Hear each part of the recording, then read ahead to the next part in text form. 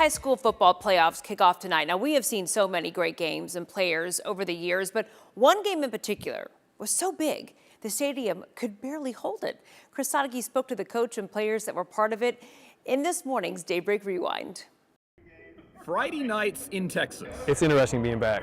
are when memories are made, It's kind of surreal. but 30 years ago, It was just mayhem. one Friday night sticks out amongst the others. People everywhere jumping over the walls. A small 3A school in 1992, Southlake Carroll wasn't yet a powerhouse, but Coach Bob Ledbetter, linebacker Brian Nymphius, and safety Jeff Croy were laying the foundation. It seems surreal that we were part of it, right? And the fact that we may be the ground floor, so to speak. And 3 decades later, we brought them back to Bedford's Pennington Field and that Friday night.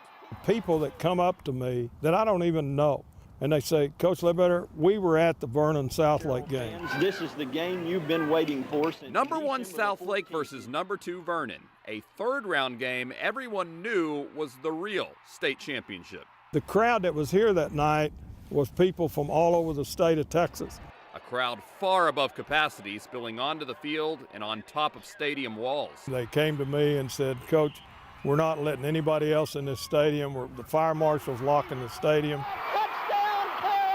The back-and-forth battle lived up to the hype, and with Vernon just 5 yards from a possible go-ahead touchdown in the final minutes, Wide receiver didn't make a good block on me. Nymphius made the deciding play. And I remember just kind of going and essentially going right for the ball.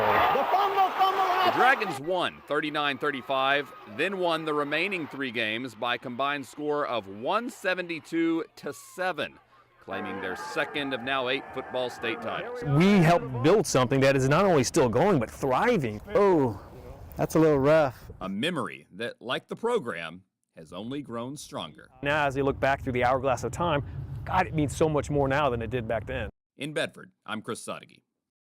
Our digital team spoke to many more players from both Southlake Carroll and Vernon and put together an oral history looking back at that game. You can read much more about the epic game from the people who were there at WFAA.com. And I love how they say they appreciate it even more now. Well, when you saw how large that crowd was and you know how many people were there, I imagine there's a lot more folks that are like, yeah, I was there. I was there. I said, what? Who's going to know? Who's going to know?